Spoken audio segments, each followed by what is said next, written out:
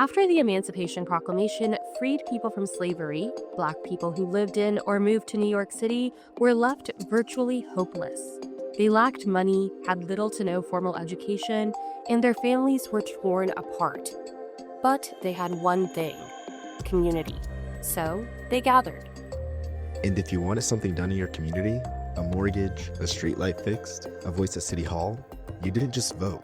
You organized at your community's de facto headquarters, the church. Hi, I'm Haya, Panjwani. And I'm Jaylen Green. Welcome back to The City Was Black, a 6-part audio series exploring what it means to live in New York. And how the city has evolved through the point of view of what it means to be Black in New York City right now. We're at a critical point in New York history. And, as you'll learn throughout this podcast, the city would not be the rich melting pot of cultures it is right now without the contributions of Black people. There isn't a single issue in the city right now that doesn't impact Black people, whether that's immigration, housing, or education. The future of New York City will depend on how Black communities and other minorities survive in the city. Last episode, we learned about the significance of religion for Black communities in New York City.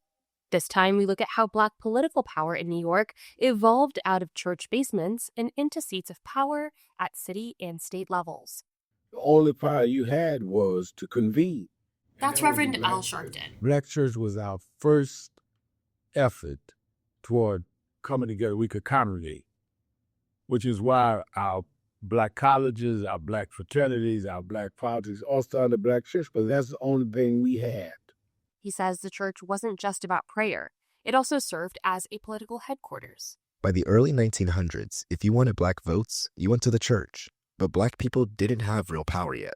If you had a church and needed a mortgage, it was based on if you could trade with your local assemblyman or councilman, but you had no power.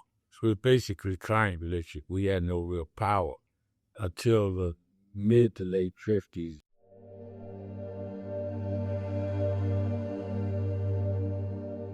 That started changing in 1941, when Adam Clayton Powell Jr. became the first Black person elected to New York City Council. He was the pastor of Abyssinian Baptist Church in Harlem. Powell led boycotts of stores that wouldn't hire Black workers in the 1940s, 20 years before the Montgomery bus boycott sit-ins down south.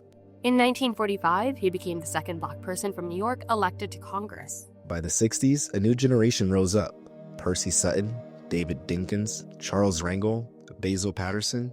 They called themselves the Gang of Four. Keisha Sutton James is a deputy Manhattan Borough president. There wasn't any daylight between them, and they just moved in lockstep, which frankly made them incredibly effective. They were able to they were able to amass power because they trusted one another. They coordinated together. Percy Sutton pushed Rangel to run for Congress, pushed Dinkins to run for mayor.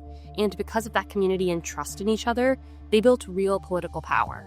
Fast forward to 1986, Michael Griffith, a young Black man, was chased by a white mob in Howard Beach and killed. Sharpton led marches. We had very little political power. But by 89, they killed a young man in Bensonhurst, Brooklyn. We led marches. We caused a lot of uproar. A lot of whites got in. We elected the first Black mayor, David Dinkins. It took until 1989, nearly 200 years, to elect the first Black mayor, and then 30 more years to elect the second one. But today, the landscape has transformed. The city has had 2 Black mayors, has a Black state attorney general, Black borough presidents, and Black district attorneys. Here's Sutton James again. We're in leadership seats across the city and state. Where we are now in terms of our coverage is something that I can't, I think it would blow their minds. Sharpton gathered all these leaders together and asked, what are we going to do with this power? Sharpton noticed tension. With more Black leaders came more disagreement. Back then, the Gang of Four moved as one. Today, leaders don't always align. The Neely case. In reference to Jordan Neely. And I jumped out and supported that guy shouldn't have been killed.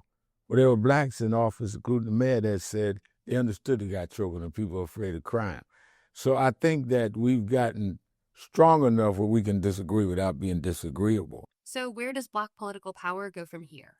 L. Joy Williams leads the NAACP's New York State Conference. She's looking toward 2030, the next census, the next redistricting.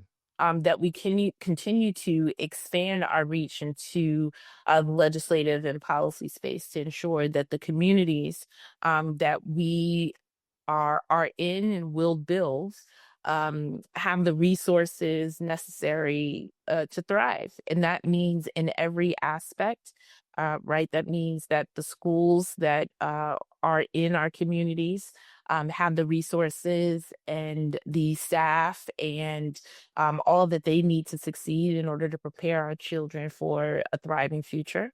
That ensures that we continue to break those structural barriers for thriving Black communities. That means that we continue to push the envelope on changing our justice system to be more just and less predatory, and not adding additional things to criminalize people for, and therefore increase prison population. Sharpton thinks that there's something that will unite Black politics again. It's Donald Trump. He is blatantly doing things that is against the interests of the community. So whereas some grieve, and so do I to some degree, on the election of Donald Trump, the movement side of me says he's going to unite us. Sharpton sees Trump as a perfect enemy that can rally Black communities together because many see his actions against the interests of the Black community. He hopes this administration will help unite Black political leaders and activists, even if they disagree on other issues, similar to how the civil rights activists united around fighting segregation in places like Birmingham. From client relationships to the Gang of Four, to the halls of power, to the fight for what comes next.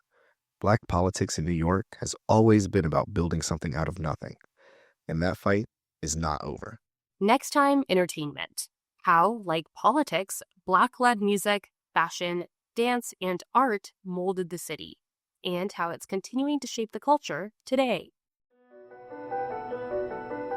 This is The City Was Black with your hosts, Haya Panjwani, and me, Jaylen Green. This series is produced with guidance from AP Managing Editors Ron Vample and Aaron Morrison. Special thanks to our guests, Reverend Al Sharpton, Keisha Sutton James, and L. Joy Williams. Thanks for listening.